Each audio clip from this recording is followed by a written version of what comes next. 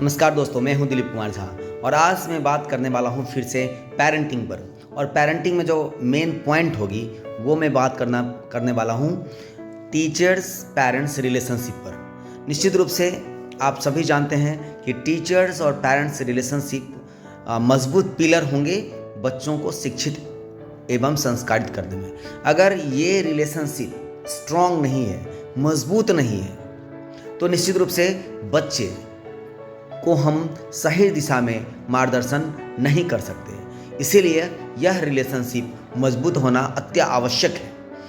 आप सभी को पता होगा कि पहले के समय में माता पिता जब भी किसी शिक्षक या शिक्षिका के पास अपने बच्चों को लेकर जाते थे तो उन्हें सौंप देते थे एक तरह से कि अगर नटखटी करेगा तो आप इसे मारिएगा, पीटिएगा, पढ़ाइएगा, अच्छे से ध्यान दीजिएगा, आपके पास इसीलिए लेकर आया हूँ। और वो हर तरह से विनीत भाव से शिक्षक को सौंपते थे अपने बच्चों।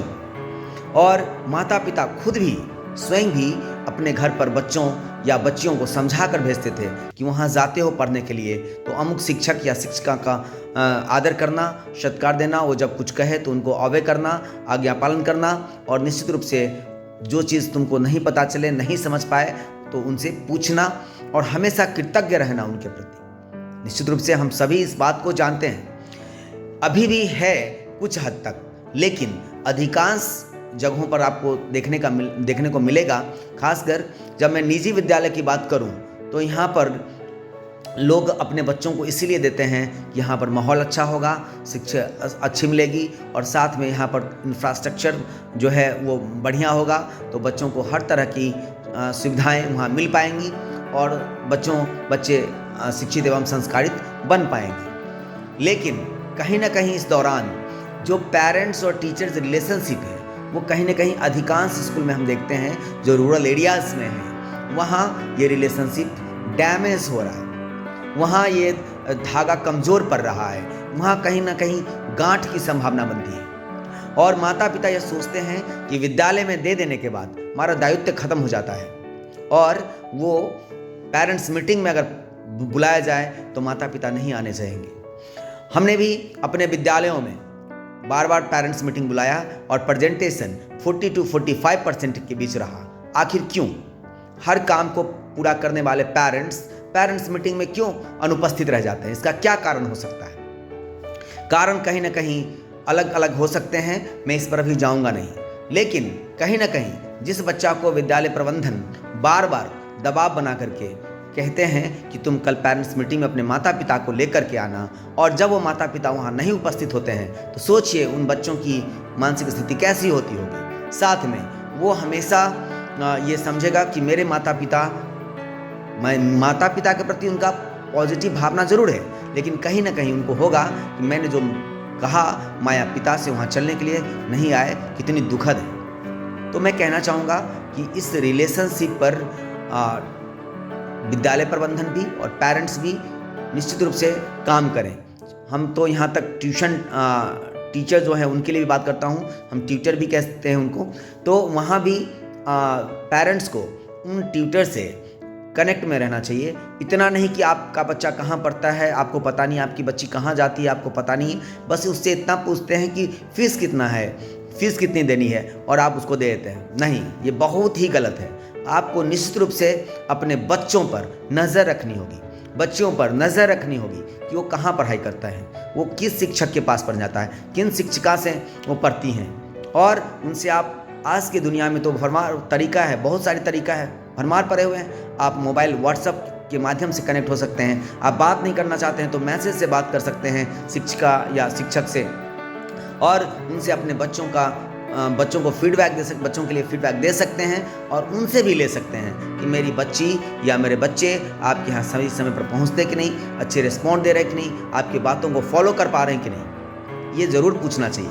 माता पिता को हमेशा कॉन्शियस रहना चाहिए और निश्चित रूप से जो शिक्षक या शिक्षिका उनके बच्चों को पढ़ाते हैं उनके लिए निश्चित उनके मन में सम्मान रहनी चाहिए, आदर की भावना रहनी चाहिए, क्योंकि जब तक आपको अपने बच्चों के पढ़ाने वाले शिक्षक या शिक्षिका के प्रति अच्छी भावना नहीं है, उनके प्रति आदर भाव नहीं है, विनम्र भाव नहीं है, तो आपके बच्चों को भी उन शिक्षक शिक्षिकाओं के प्रति ऐसे भाव नहीं बन सकते।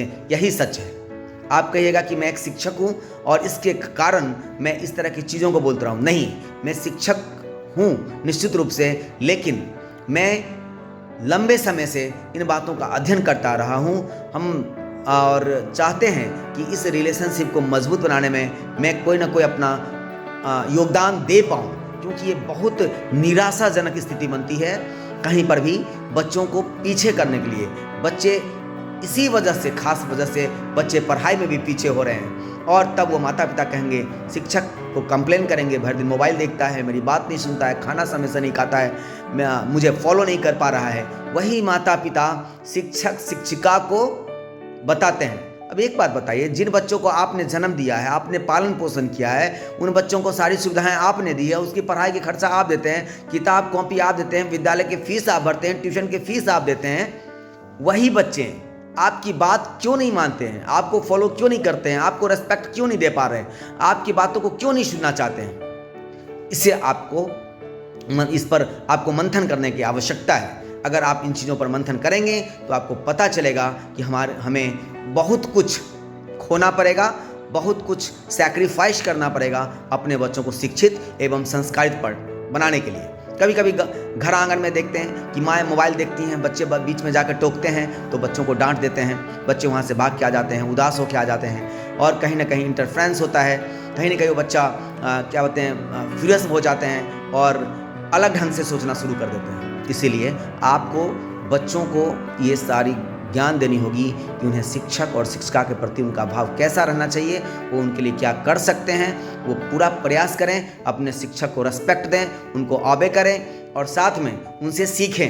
उन्हें मोटिवेट करना पड़ेगा। विद्यालय के लिए भी उनके मन में आदर सत्कार की भावना लानी होगी। जब तक सिविलाइजेशन की बात करते हैं, डिसिप्लिन की बात करते हैं, हम इन सारी चीज़ों को बात करते हैं, लेकिन सही बात तो यही है। हमारा संस्कार क्या है? अनुशासित होकर रहना, अनुशासन में रहना। अगर आपके बच्चे अनुशासन में नहीं है, आपके पास अनुशासन में नहीं है, तो क्या आप सोच सकते हैं कि वो विद्यालय में जाके अनुशासित रहेगा? नहीं, कदापि नहीं हो सकता। इसीलिए आपको अपने बच्चों पर नज़र रखने की आवश्यकता है, और निश्चित रूप से जब कभी भी आपको ज़रूरत पड़े तो शिक्षक और शिक्षिका से कनेक्ट होकर रहिए, उनसे बात करिए। और अगर आपके बच्चे किसी भी विद्यालय में पढ़ रहे हैं और वहाँ पर अगर पेरेंट्स मीटिंग बुलाई जाती है, तो निश्चित रूप से 100% वहाँ पहुँचें, अपने बातों को रखें। अगर आपको लगता है कि आप सेटिस्फाइड हैं सारी चीज़ों से, तो बस आई एम सेटिस्फाइड भी बोल सकते हैं वहाँ पर, और वो वहाँ पर जितने लोग हैं उनके बातों को आप सुन सकते हैं।